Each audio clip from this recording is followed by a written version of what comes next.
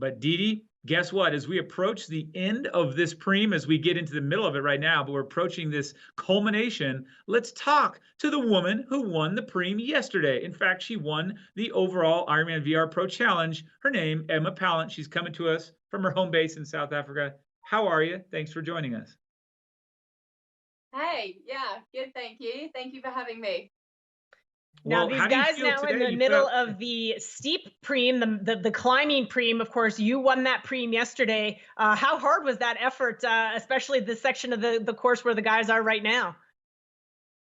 Yeah, I think that was definitely the toughest part. I kind of had Jared there, and thankfully he knew the hill. So I kept on saying, "You sure? How much further? How much further?" Because I went quite hard, quite early.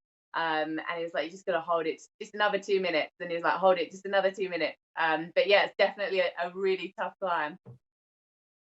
Well, we sure love you mentioned Jared, and we really enjoyed having him there with the pom poms and the strobe lights. You guys look like you were having fun. Was that motivating for you to have that action in your home pain cave?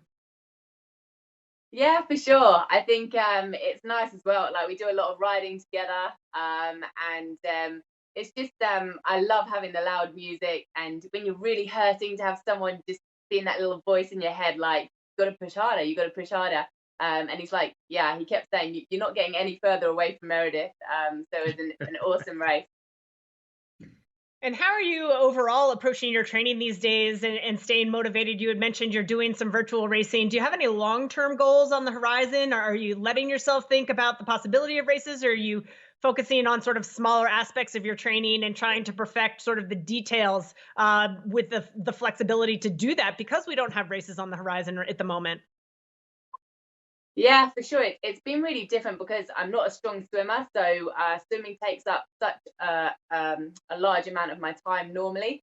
So kind of taking that out, I've absolutely kind of loved doing all the bike work, and we've kind of kept my run to not overdo things there, but just really focus in on the bike, and a lot of gym work and strengthening. So I just feel ready. I feel like when a race comes around, that I'll definitely be ready for duathlon. And yeah, hopefully just I'm not stressing about the swim. When the swim comes, then obviously I'll work hard in the pool again. But yeah, I'll be back ready to race when the race is open. Well, that's a super attitude. Thank you for sharing that with us. And to that end, you've got a great attitude. How would you encourage age groupers? What's the advice you'd give to them, not just for this course, but in general with this climate we're in? Yeah, I think it's all about at the moment just keeping like that positive energy there. I know there's a lot of kind of stress out there, and you can really use, if you do training in the right way, you can use it as a stress reliever.